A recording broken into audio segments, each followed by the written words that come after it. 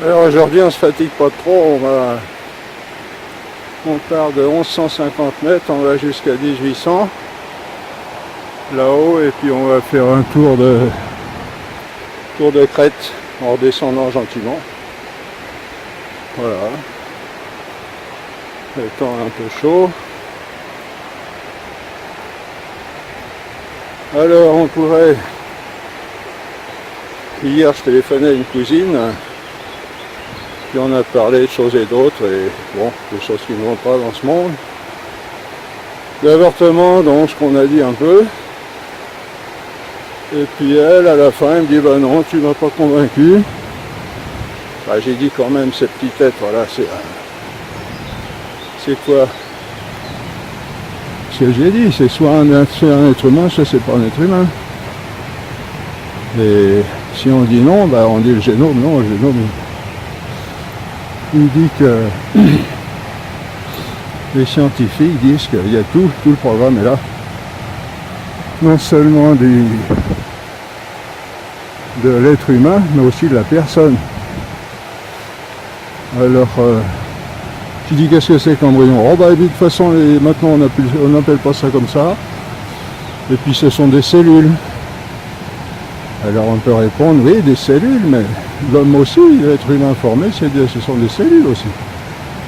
Il n'y a que ça, pratiquement. Bon, pas disons, du point de vue matériel, du point de vue corporel. Et dit pour moi, non, c'est pas un être humain. Alors pour moi, c'est là qu'est tout le nœud du problème, c'est que pour moi, ça veut dire, déjà qu'on est au niveau de l'opinion, et puis donc on sait ce que c'est que l'opinion, c'est quelque chose qu'on se forme, subjectif, c'est en grande partie subjectif, à partir de données réelles. Et puis l'autre gros problème, c'est que on se croit permis de décider qui est être humain et qui n'est pas un être humain. Ça vient d'Auguste Comte, pour qui c'est la société qui décide ce que sont les choses. Et on est là aujourd'hui. Et alors oui, alors où c'est que ça mène tout ça? J'ai dit, mais alors qu'est-ce qu'il faut pour être un être humain? Elle me dit, il faut des jambes, des bras. Oui, alors celui qui n'a pas de jambes ni de bras, c'est plus un être humain. Alors on a le droit de le tuer comme une bête.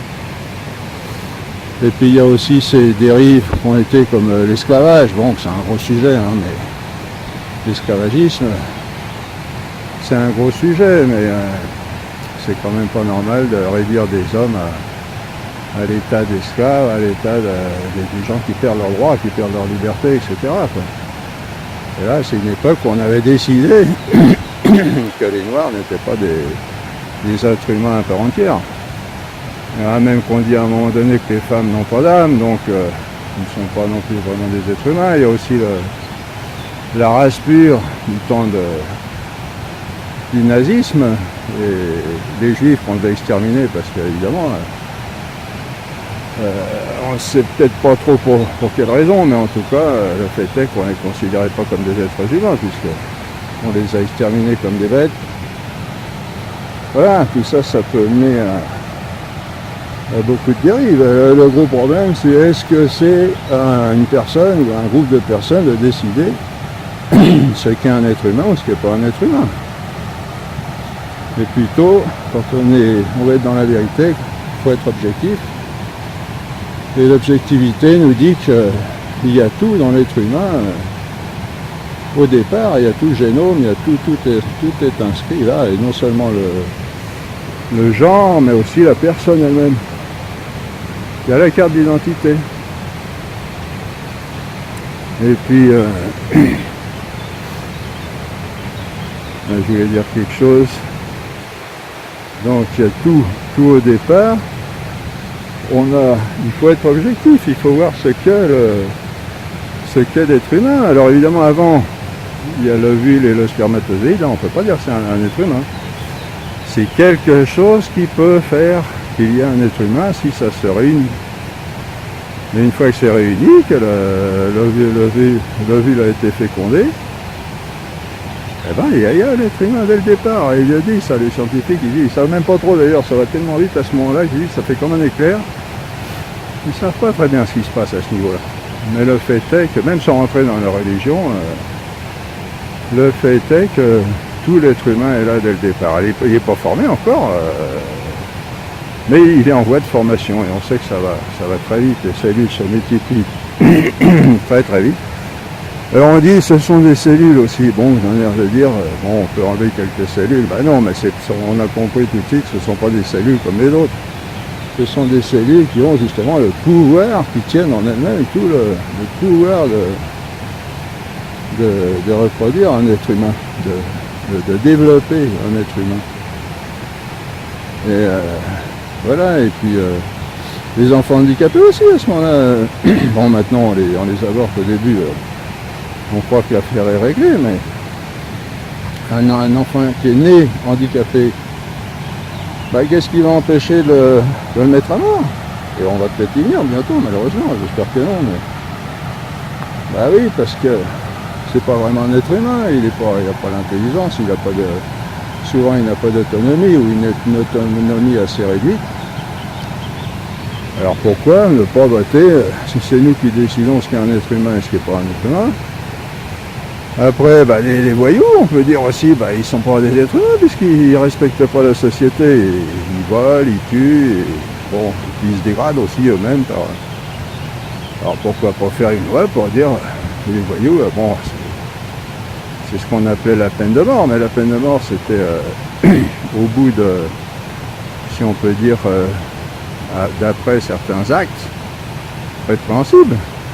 Mais on pourra peut-être venir aussi dire, bon, c'est pas espérer que ça n'arrivera pas, mais bah, ils n'ont pas le droit à exister, parce qu'ils renient eux-mêmes leur état d'être humain qui doit être social et qui doit travailler pour la société, voilà, etc. Donc voilà, pour l'instant on en est à l'embryon, donc enfin on n'en est plus à l'embryon, on étale les semaines, 8 semaines, 12 semaines, voilà, ça va dans le sens qu'il ne faut pas. Non, ce qu'il faut dire, c'est que c'est un être humain dès le départ et qu'il a droit à l'existence. Le tuer, c'est un crime, le plus affreux des crimes, parce que c'est un pauvre petit être innocent qui n'a absolument aucune défense. La dernière défense qu'il pourrait avoir, c'est ses parents, et c'est ses parents eux-mêmes qui le mettent à la poubelle. C'est affreux. On parle aussi du... Ah oui, mais les pauvres femmes, la femme, elle n'a pas les moyens d'élever l'enfant. Bah, à ce moment-là, pourquoi pas supposer aussi, une loi un jour, qui va dire, si dans une famille, il y a 3 enfants, et puis qu'on arrive à une situation économique difficile, pourquoi ne pas donner le droit à ces familles de 3 enfants d'en supprimer un? Comme ça, les conditions seront plus faciles. Ah oui, bah, pourquoi pas. Tant qu'on est parti, c'est toujours la même logique. Ah oui, mais non, mais bon. Et si on regarde la vérité, parce que le gros problème, c'est qu'on ne regarde pas la vérité en face aujourd'hui, c'est ça le gros problème. Ce qu'il faut aussi, c'est... Et là, on ne parle que du point de vue naturel. Il faut savoir aussi que du point de vue surnaturel, ces petits embryons, ils ont une âme. Et que cette âme, elle se retrouve dans l'éternité, on ne sait pas si elles sont sauvées ou pas. À quel endroit elles se retrouvent. Et on ne parle pas non plus du calvaire que portent les femmes après un avortement. On parle des difficultés avant l'avortement pour justifier l'avortement, mais on ne parle pas du calvaire que portent beaucoup de femmes déjà pendant l'avortement, ce qui fait un courage extraordinaire pour une femme de supprimer son enfant. Elle le fait d'ailleurs souvent avec des pressions familiales, enfin si on peut dire familiales, parce que maintenant il reste plus grand chose de la famille. Et puis du point de vue surnaturel, c'est une âme qui est immortelle, qui a une destinée éternelle. Tout ça on ne sait plus maintenant, on fait tout et n'importe quoi. Et puis, voilà, même du point de vue humain, du point de vue c'est un être extraordinaire. Alors on a dit aussi, qu'est-ce qu'il faut faire? Évidemment, il y a des cas extrêmes, hein, il y a des cas très difficiles pour les femmes, et on les prend dans notre cœur, on prie pour eux. Mais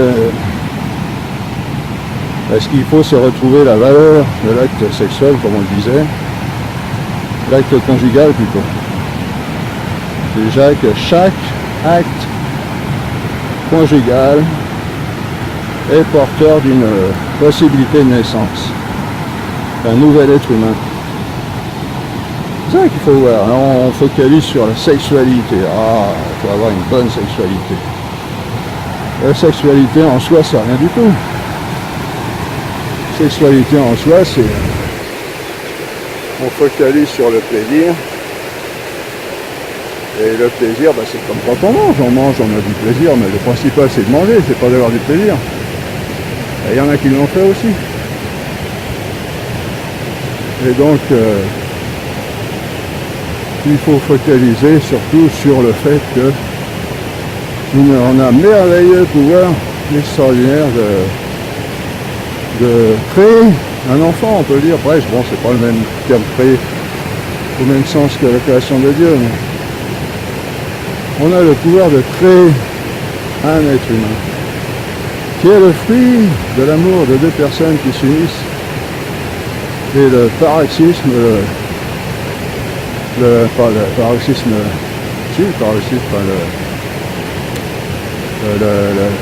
splendeur de tout ça qui éclate, c'est la naissance d'un être qui sera le fruit d'amour des deux personnes qui s'unissent. C'est ça qu'il faut retrouver. Et puis c'est quand on prend la responsabilité de créer un être humain, on doit l'assumer jusqu'au bout, jusqu'à ce que l'être humain soit formé.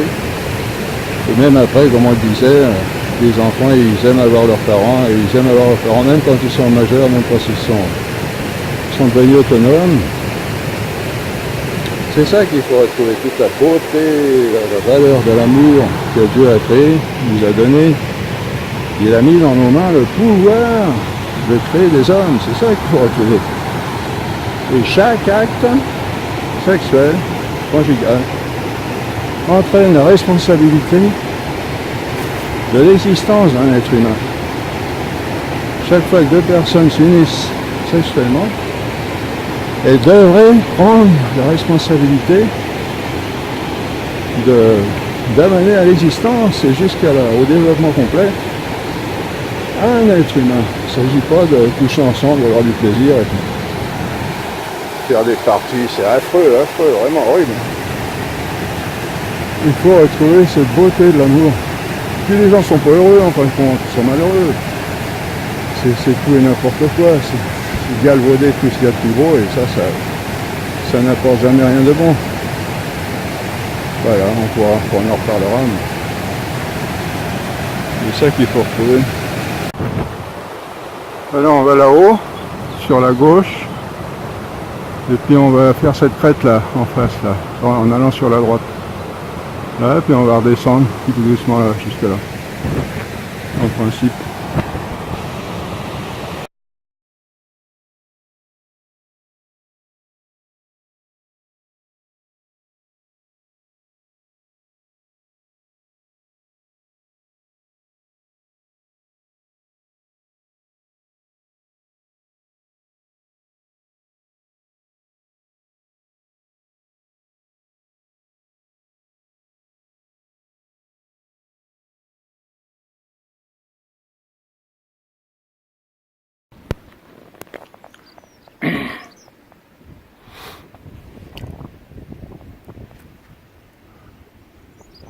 Alors on est à 1600 mètres là, là-haut au col là, ça doit être 1800. Et là-haut en fait ça doit être plus de 1800, donc ça doit être peut-être 2000, quelque chose comme ça. On va essayer de faire ça là, tout ça en haut, puis redescendre par là-bas. Alors un autre, là on a cassé une petite côte. Donc, ce dont on pourrait parler au sujet de tout à l'heure, c'est le mot tabou. Tabou. Alors tabou, c'est quelque chose dont il ne faut pas parler, qui était planté comme un totem au milieu de la société avant. pas le droit de réfléchir, pas le droit de me contester, pas le droit de... Enfin ça c'est ce qu'on veut faire croire.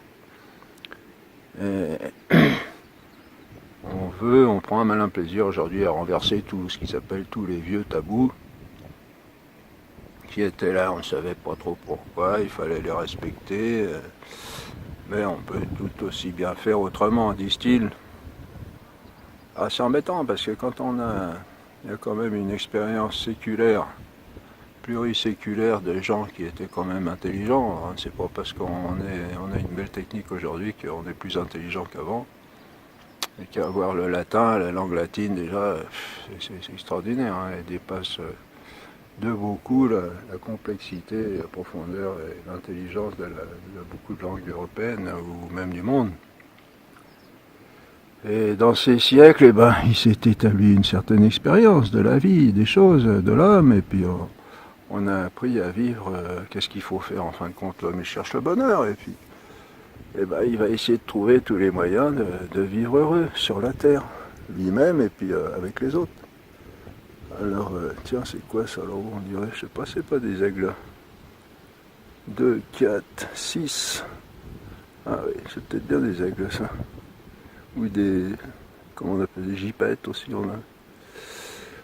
Alors donc, on a réussi à établir, on voit ça dans les métiers, moi j'ai fait de la menuiserie, on apprend des choses qui ont été découvertes et puis qui ont été perfectionnées au cours des siècles, hein, et ça finit par faire des professionnels qui savent très bien, ils connaissent très bien leur travail, et qui connaissent la matière, connaissent leurs outils, ils connaissent... c'est ça l'expérience. Et donc les vieux tabous, ce qu'on appelle les vieux tabous, ben, ça peut être aussi des résultats d'expérience. Bon, ça ne veut pas dire que tout est bon, tout ce qui brille n'est pas or, mais il y a quand même des choses, il aurait peut-être fallu trier dans tout ça. En particulier ce qu'on vient de dire là, que l'acte sexuel c'est quelque chose de formidable, c'est pas dur à comprendre. Et ce qui est dommage, c'est qu'avec tout ça, on tue l'amour aussi. En même temps, on tue les enfants dans le ventre de leur mère, mais aussi on tue l'amour parce que bon, les jeunes, ils rêvent de l'amour, ils rêvent du bel amour. Enfin, je sais pas s'ils rêvent encore, mais nous, on l'a rêvé dans notre jeunesse, la jolie princesse qui avait toutes les qualités, ou le beau prince, etc., quoi. Et puis une vie longue où on reste fidèle, il y a tout intérêt à rester fidèle ensemble, à vivre ensemble. Pardon. À construire, à se battre, à vivre les épreuves ensemble et à en ressortir plus fort avec un amour plus grand. Un autre sujet aussi, bon, pas en attaquer de trop, mais on peut en parler peut-être quand même, c'est le gouvernement parle en ce moment d'aider les banlieues, ce qu'on appelle les banlieues. On va donner des sous pour, je crois, pour les aider à avoir un métier, puis à avoir un débouché sur le monde. Et puis on voudrait bien que les deux camps, si on peut dire, se mélangent, hein, les cités et les non-cités. Bon, moi je suis né j'ai vécu dans ce qu'on appelle la 9-3 maintenant, c'était le Seine-Saint-Denis, donc je connais bien le problème. Et là, à Lourdes, je me suis mis dans une cité aussi pour être avec eux, pour prier pour eux, puis être éventuellement un témoignage de l'amour de Jésus. Mais le gros problème, on dit, les jeunes n'arrivent pas à trouver de boulot, bah, bien sûr, parce que on sait, bon, ils sont comme ils sont, mais on sait que c'est pas toujours facile avec ces gens-là. Et donc, moi je vous dis, je connais bien le problème. Bon, souvent, ça vient des familles où il n'y a pas de famille, des fois, d'ailleurs.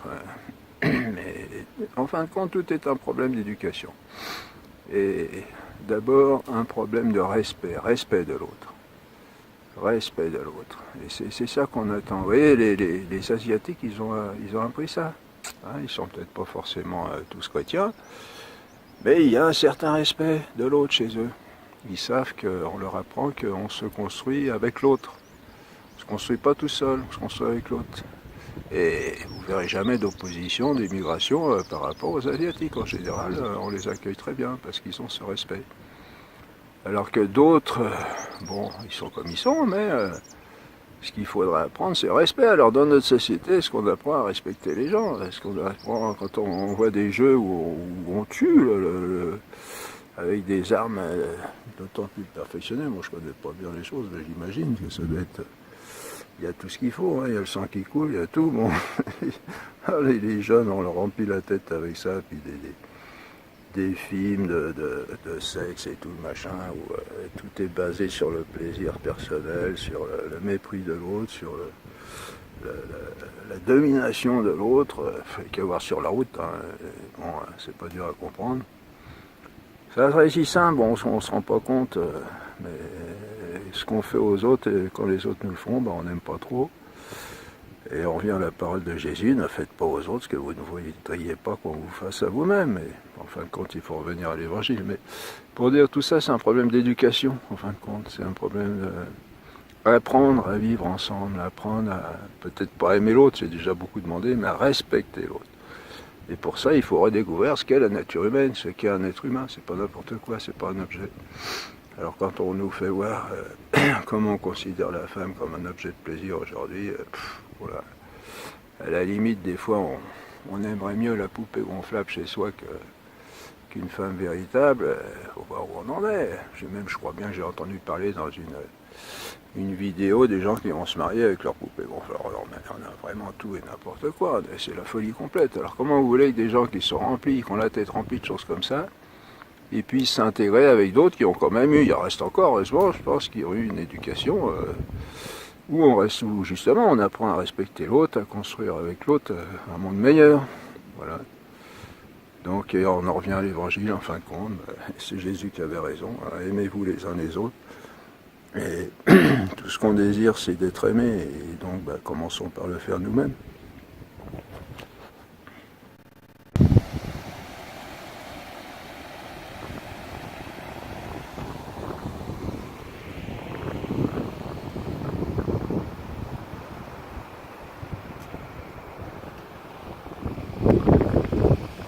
Je crois pas que ce soit le Montaigu là, ça doit être plus loin que ça, plus haut. Là derrière.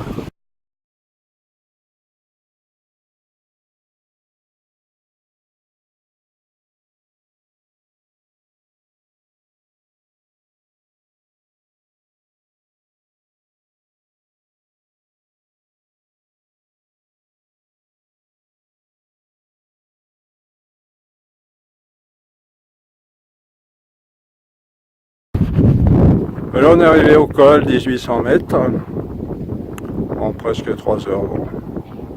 Ouais, ils disent on va pouvoir arriver à Montaigu, il est par là. Ils disent qu'on ne le voit pas là, je pense. Avec les nuages. 2300 mètres, ils disent qu'on va aller avant 3 heures. Bien marcher. Moi je prends mon temps. Et puis là on est sur la vallée du côté de Lourdes. Lourdes c'est par là-bas. Alors des fois je m'amuse à venir, c'est ici non, en vélo, jusqu'à la cabane là-bas là. Enfin en passant par la cabane et puis on arrive au col là-bas, j'ai fait des photos déjà là-bas. Et on descend sur Côte d'Oussan et sur Lourdes là-bas dans la vallée là, la vallée du Gave. Au loin on doit avoir, ou peut-être en premier là, le Pibest. Et là, nous, on est venu par Bagnères de Bigorre, en bas dans la vallée, là, au travers. Et on revient par là. Donc là, on va essayer de faire la crête ici, par là-bas, là-bas, là-bas, là-bas. Et en principe, ça redescend. Enfin, c'est le chemin qui redescend, mais j'ai l'impression que le chemin est peut-être 2002, 2003. Voilà, merci Seigneur, c'est beau. Un petit peu de pluie, mais bon, ça va.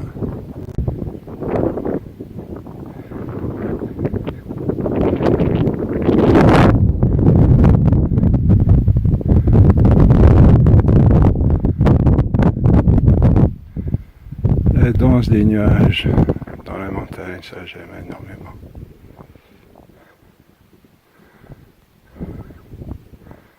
Un très beau ballet. La solitude, le silence extraordinaire. Alors voilà ma crête. Alors je sais pas si on va aller tout en haut. J'aimerais bien faire ça comme ça. On vient de là. Hein. On vient de là, on est passé là. le col là. Puis on a monté là, jusque là. Alors, on va déjà faire celle-là. L'autre là-bas, je sais pas, j'aimerais bien. Et puis la troisième là. Et puis redescendre, je crois qu'il faut redescendre là. Je regarderai le GPS. Il faut descendre là en dernière crête là.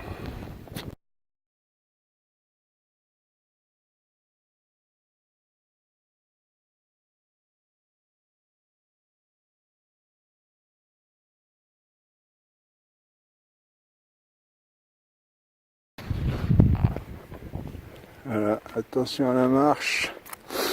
Il y a un petit trou là. Trou là et tout. Il y a des bonnes odeurs de la campagne. Des moutons qui sont passés par là. Et bon, on va y arriver.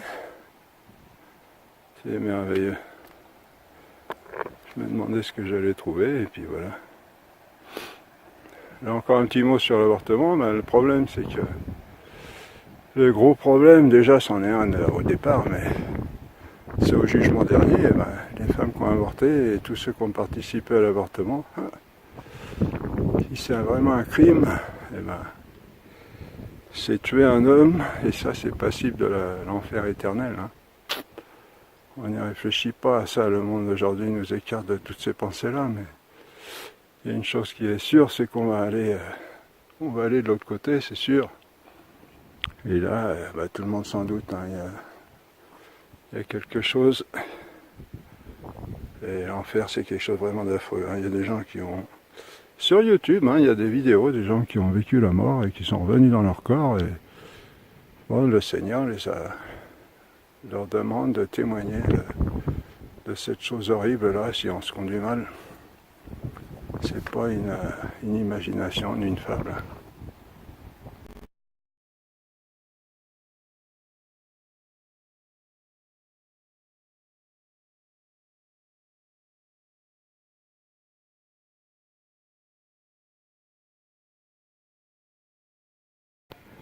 Des petits moutons, au 1er juin, voilà, ils sont sortis.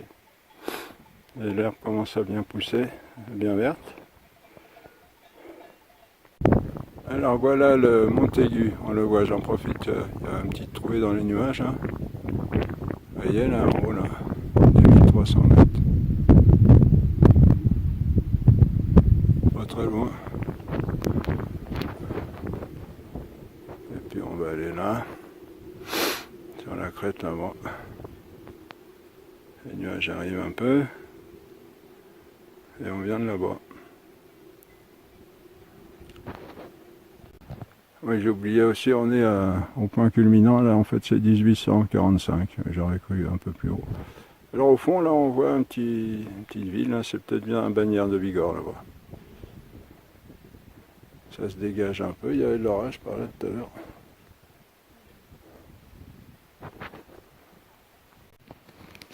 Voilà les limaces noires dont on parlait l'autre fois, la dernière fois. Voilà la petite crête qu'on a à faire. Là, alors voilà le Montaigu, on le voit presque bien là-haut, vous voyez. 2300 ou 2400 mètres, quelque chose comme ça. Alors on vient d'en bas là. On est remonté là, dans le col là-bas, puis on a fait cette crête là. Ah ben on y arrive, tranquille. Pas très dur, hein. Bon, faut déjà être équipé un peu maintenant. Alors, bon, moi ce que j'ai, ça c'est des petits crampons.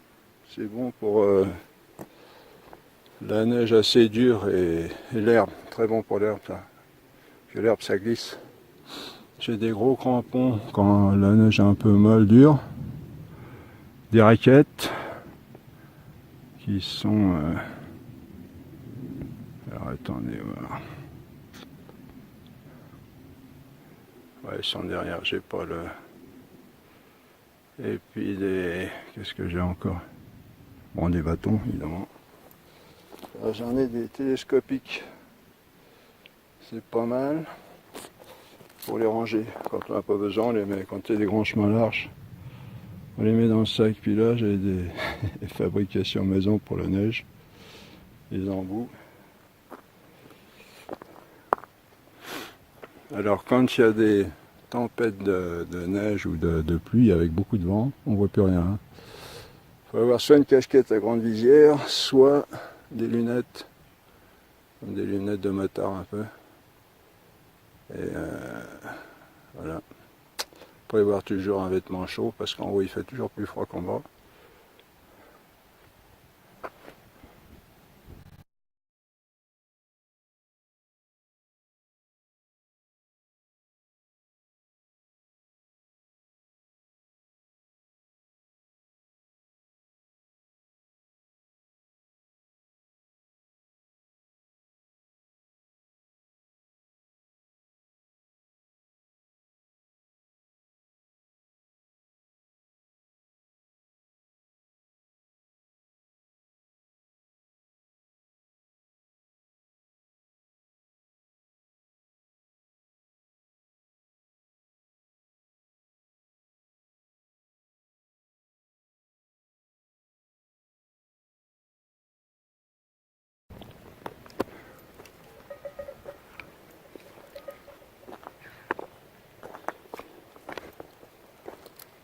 Attention à la marche.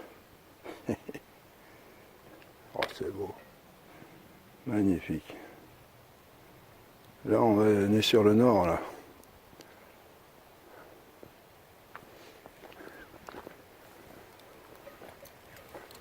L'avantage des crêtes, c'est qu'on a un beau paysage, et en principe des deux côtés. Bon, là, c'est un peu bouché. Mais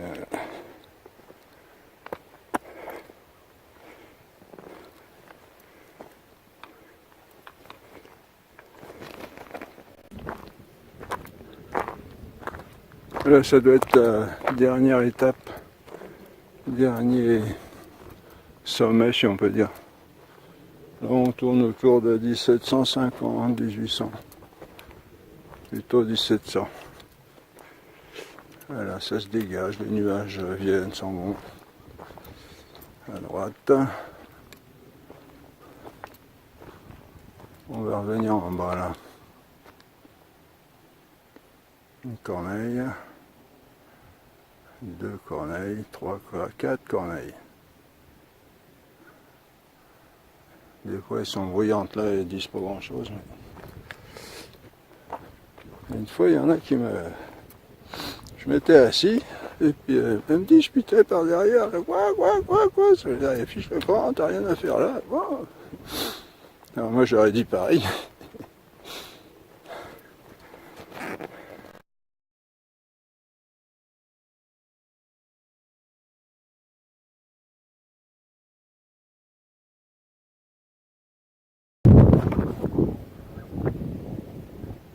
Voilà la paire, 1815 mètres.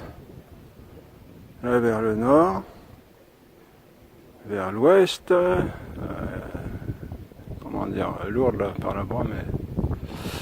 Alors je sais pas si c'est pas le Gers qu'on voit là-bas. Pic du Gers, et puis à droite un petit peu de Lourdes en bas là. C'est pas très loin. Donc toute la vallée là. On devrait voir Tarbes, non, il est par là-bas. On voit le camp d'aviation là. Et bon, manière de Bigorre là. Et puis la route qui va. Alors si on continue là, on va au Tourmalet en tournant à droite un peu plus loin. Extraordinaire. Je m'attendais pas à une si belle randonnée en passant par là. Et puis là, d'où on vient, donc là, il faut redescendre. On va prendre la crête en arrière et puis redescendre à droite là, après. Bon, là, c'est un peu bouché, bon. T'es bouché à l'Emery? Non, je suis charcutier à Vouzy. Elle est bonne.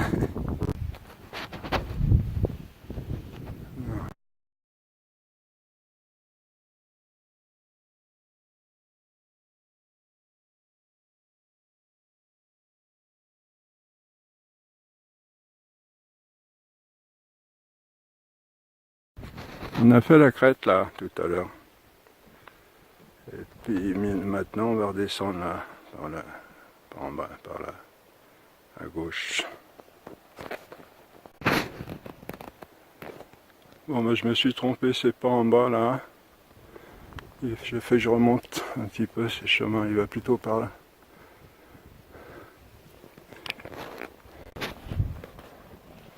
Voilà, vous vous rappelez, on est passé par le petit goulet là-bas, là, au milieu. Vous voyez au milieu de l'écran là, où il y a de la neige, une petite montée. Puis on a fait toute la crête là, on l'a fait en fin de compte. Hein. Même celle qu'on pensait pas trop faire, et ben.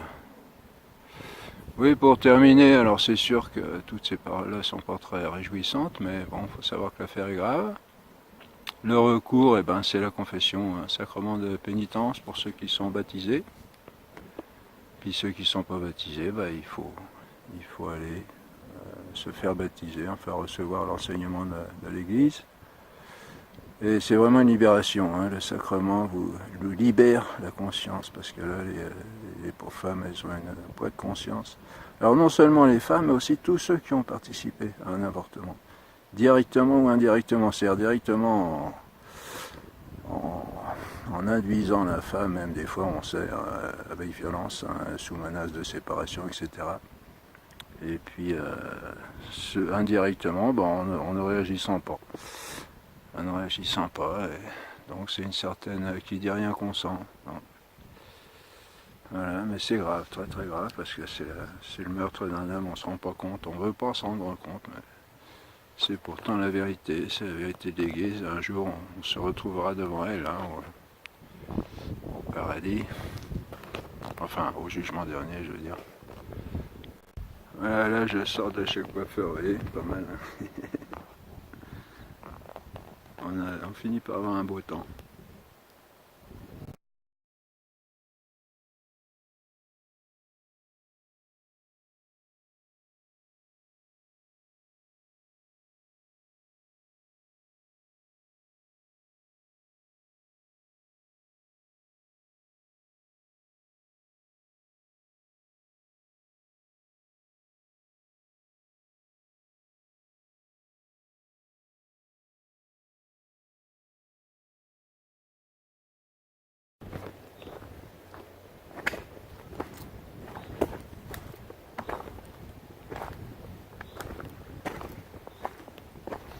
Une forêt de hêtres extraordinaire, petit chemin. Le soir, le soleil rasant, les rayons, pardon.